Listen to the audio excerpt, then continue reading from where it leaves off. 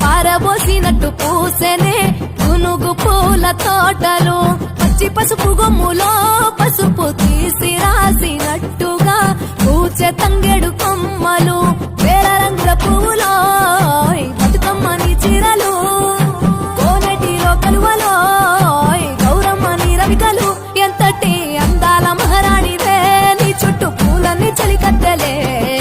నిన్ను చూడాలని ముందుగా వచ్చిందే పూల దీపావళి బతుకమ్మ రాకతో మావతిలి మురిసెనే పాటతో ప్రతిలోగిలి